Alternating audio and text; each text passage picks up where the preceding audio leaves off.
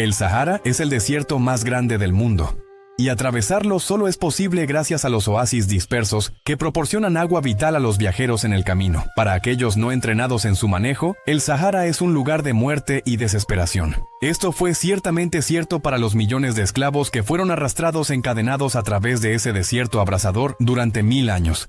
Este comercio de esclavos transsahariano es fácilmente pasado por alto debido a su primo atlántico más famoso, pero el intercambio de personas no libres a través del desierto fue un sistema que duró más tiempo y posiblemente fue más grande, mereciendo mucha más atención. Hoy, en un día de la historia, examinamos la brutalidad del comercio de esclavos transsahariano y cómo esta institución de esclavitud y sufrimiento perduró durante más de 1000 años. La esclavitud en el Sahara y sus alrededores es tan antigua como la civilización. Los antiguos egipcios extraían esclavos de regiones adyacentes en lo que hoy es Sudán y Libia. Más tarde, los fenicios, en la costa mediterránea fértil, especialmente en Cartago, establecieron redes de comercio de esclavos que incluían esclavos tomados de todas las áreas de la cuenca mediterránea. Pero los habitantes dispersos del Sahara no pudieron satisfacer la creciente demanda de esclavos para siempre.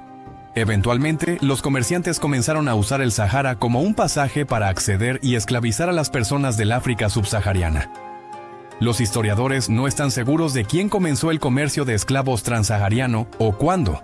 Heródoto, escribiendo en el siglo V a.C., describió a un pueblo llamado los Garamantes de Libia, que presuntamente usaron sus carros para cazar esclavos etíopes, y algunos historiadores dicen que ellos fueron los primeros esclavistas transsaharianos.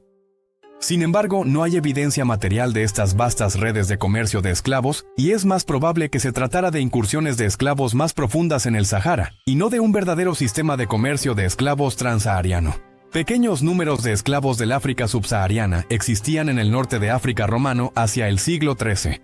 Obras de arte recuperadas de villas romanas muestran figuras que parecen ser africanos negros trabajando en campos y cazando, lo que muestra que al menos algo de comercio de esclavos a través del desierto existía en ese momento. Sin embargo, no fue hasta la llegada del Islam y los árabes al norte de África que surgió un sistema más amplio y sostenido de comercio de esclavos. Los ejércitos árabes conquistaron la mayor parte del norte de África a principios del siglo VIII. El califato abasí unificó el mundo islámico religiosa y económicamente, y los esclavos pronto se moverían a lo largo de estas conexiones. Como toda gran sociedad contemporánea, el mundo islámico tenía una gran necesidad de esclavos y pronto descubrió que los bereberes rurales del norte de África no eran suficientes para satisfacer las demandas de su mundo interconectado. Con el tiempo, también se convertirían en proveedores para la Europa cristiana. Había 6 rutas principales utilizadas en el comercio transsahariano, y cada una estaba en diferentes momentos bajo el poder de varios reinos. La ruta comercial más occidental iba desde el actual Ghana hasta Marruecos, y fue inicialmente establecida por comerciantes que trabajaban con el Imperio de Ghana.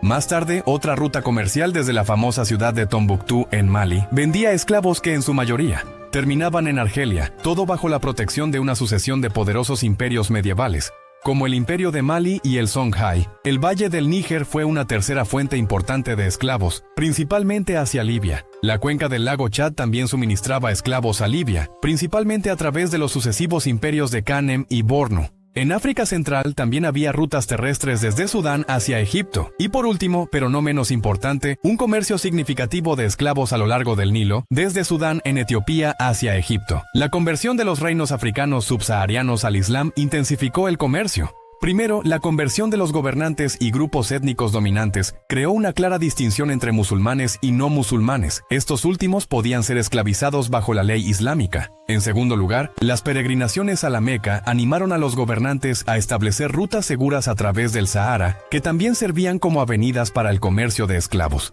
La escala del comercio fluctuó con el tiempo. Durante el periodo medieval, se transportaban en promedio alrededor de 10.000 esclavos a través de las rutas transsaharianas. Estos esclavos terminaban en el mundo musulmán y más allá en el norte de África, el Levante, Irán, Arabia y Anatolia. Y eventualmente, especialmente durante el periodo mogol, los africanos subsaharianos podían llegar hasta la India. Algunos también terminaban en Europa, principalmente en la España controlada por musulmanes, hasta que los europeos comenzaron a adquirir sus propios esclavos africanos directamente a partir del siglo XVI. La selección, adquisición y transporte eran los puntos de partida del comercio. La ley islámica prohibía a un musulmán esclavizar a otro musulmán. En realidad, esto sucedía ocasionalmente. pero no era viable crear un mercado masivo de esclavos musulmanes. En el caso del comercio transsahariano, los esclavos eran abrumadoramente africanos paganos. Además de la diferencia religiosa, la raza también era un componente de la esclavitud, aunque mucho menos importante para el comercio sahariano que para el comercio atlántico posterior. Los africanos negros eran etiquetados como Sanj o Sudán para distinguirlos de los árabes o musulmanes del norte de África. Y había una aceptación generalizada de que el color de piel era una base suficiente para la esclavitud. No todos los africanos negros involucrados en el comercio eran ellos mismos esclavos, por supuesto. Al igual que los europeos en la esclavitud atlántica, los comerciantes árabes dependían en su mayoría de los reinos africanos en las áreas de esclavitud para adquirir esclavos. Para ellos, estados como el Imperio Maliense o el Imperio de Kanem sometían y esclavizaban tribus circundantes y reinos menores, reteniendo algunos de los esclavos para uso doméstico y vendiendo otros a los comerciantes transsaharianos. Con la conversión al Islam de muchos de estos reinos, añadieron una justificación religiosa a la expansión de sus imperios y la esclavitud de sus enemigos. El Imperio de Kanem y su sucesor, el Imperio de Bornu, son ejemplos típicos de cómo un estado podría sostenerse a través del comercio transsahariano. Estos imperios se extendían a través del Sahara Central, desde Libia hasta el actual Camerún, creando un pasaje fiable para el comercio de esclavos. Sus guerras y conquistas crearon muchos esclavos que luego podían ser vendidos a los mercaderes árabes. Ciudades como Naulost y Djenné se convirtieron en centros de comercio, donde los esclavos, junto con otros bienes importantes como el marfil y el oro, eran comprados por los comerciantes transsaharianos. Estos imperios también aseguraban las rutas comerciales contra los saqueadores y construían paradas a lo largo de la ruta para aliviar la carga de los comerciantes viajeros a cambio de impuestos y derechos aduaneros de los comerciantes que pasaban. La escala del comercio de esclavos contribuyó al surgimiento de muchas ciudades en África.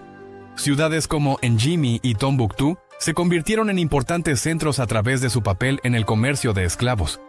Mientras tanto, en el norte de África, asentamientos como Sijil Massa en Marruecos, Gad en Libia o Asyut en Egipto ganaron importancia como mercados de esclavos traídos por las rutas transsaharianas.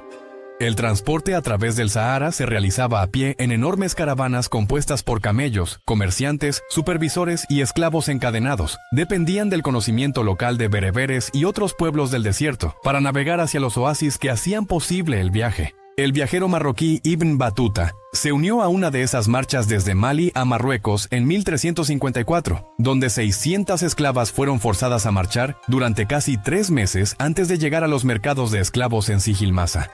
Debido al agotamiento, los días abrasadores, las noches frías, los suministros limitados y la posibilidad de que los oasis se secaran, las tasas de mortalidad eran comprensiblemente masivas. Un explorador europeo estimó que de cada 4 esclavos que comenzaban el viaje transsahariano, solo uno llegaba al otro lado. No todas las estimaciones están de acuerdo con eso, sin embargo, y ciertamente variaba según la región, la ruta y el periodo de tiempo. Los esclavos que atravesaban el Sahara Central durante el verano debieron tener una tasa de mortalidad más alta que aquellos traídos desde Sudán a lo largo del Nilo, por ejemplo. Aún así, al igual que en el paso atlántico, una porción sustancial de los esclavos habría tenido un fin miserable antes de llegar a su destino. Incluso si sobrevivían, la vida que les esperaba generalmente era de servidumbre y sufrimiento. Una de las realidades más sombrías de la esclavitud transsahariana era la castración de los hombres. Un número considerable de esclavos masculinos eran castrados antes de llegar al mundo islámico. Dado que la castración era técnicamente ilegal, debía realizarse antes de ingresar al territorio musulmán. Eso significaba una castración rápida y rudimentaria lejos de la civilización, a menudo resultando en muertes por infección y pérdida de sangre. Algunas estimaciones colocan la tasa de mortalidad en el 60% o más, pero el alto valor de incluso un solo esclavo eunuco compensaba el costo relativamente bajo de capturar y castrar a varios que nunca llegarían. Había varias razones para la castración. Se veía como una forma de emasculación de los esclavos masculinos y de hacerlos menos propensos a rebelarse. También les privaba de la posibilidad de formar una familia, lo que significaba que no tendrían lealtades divididas. Otra razón era que, dado que muchos esclavos eran esclavos domésticos y por lo tanto tenían acceso cercano a las mujeres de una casa, la castración eliminaba el riesgo de actividades sexuales indebidas. A lo largo de la historia y en todo el mundo, la idea de una mujer noble buscando placer con un esclavo masculino no era en absoluto rara. Después de todo, casi se esperaba que los hombres explotaran sexualmente a las esclavas femeninas. Entonces, ¿por qué debería ser diferente al revés? El uso principal de los esclavos era la esclavitud doméstica. Las élites mantenían un número de esclavos para realizar tareas diarias en sus propiedades, como limpieza, jardinería y trabajo doméstico. Esto era especialmente cierto para las esclavas femeninas, que a menudo terminaban en formas de esclavitud sexual.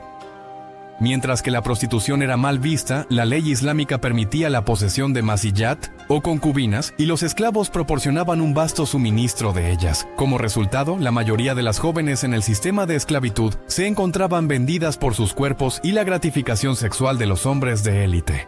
Un manual de compra de esclavos del siglo XI del erudito Baghdadi Ibn Butlan describe cómo las niñas eran vendidas y seleccionadas en masa. Los vendedores se enorgullecían de ofrecer a los clientes niñas de todos los rincones del mundo, desde africanas subsaharianas hasta indias y europeas, todo para satisfacer los deseos de sus nuevos propietarios. El destino de la mayoría de estas niñas era una vida de explotación por un noble menor o un funcionario, luego relegadas a una vida protegida en el harén o al trabajo doméstico después de que su amo perdiera el interés. Un pequeño número de estas concubinas, aquellas que terminaron bajo el poder del califa o un sultán poderoso, podría disfrutar de una vida cómoda. Esto era especialmente cierto si daban a luz a un hijo y se convertían en al-Walad, madre del niño. Sin embargo, aunque algunas concubinas llegaron a tener un poder formidable en la corte, eran casi todas árabes o persas en origen, no de África subsahariana. El trabajo agrícola era otro destino común para los esclavos, aunque esto era mayormente para hombres. Túnez tenía una concentración especialmente alta de trabajo esclavo en propiedades agrícolas, pero también se podían encontrar en lugares tan lejanos como Bahrein, que reportó alrededor de 30.000 esclavos negros en las granjas allí.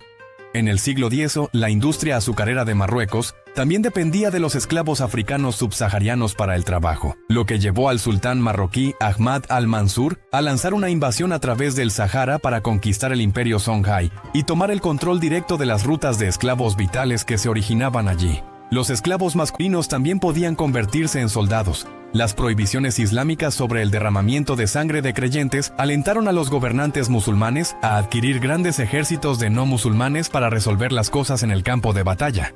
Estos soldados esclavos se llamaban mamelucos y podían ganarse una sorprendente vida cómoda si sobrevivían y luchaban bien, y muchos obtuvieron su libertad a través de su trabajo.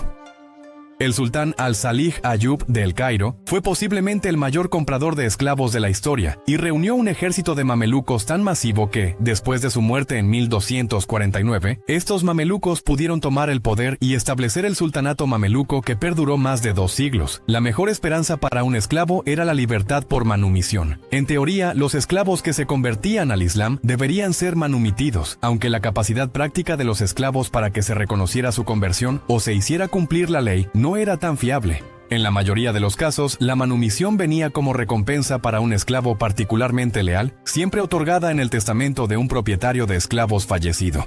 El Corán permite la esclavitud, pero también reconoce la liberación de esclavos como un acto virtuoso en sí mismo. El Corán también llama explícitamente a todos los propietarios de esclavos a ofrecerles la oportunidad de comprar su propia libertad, lo que muchos lograron, aunque esto generalmente requería años de trabajo.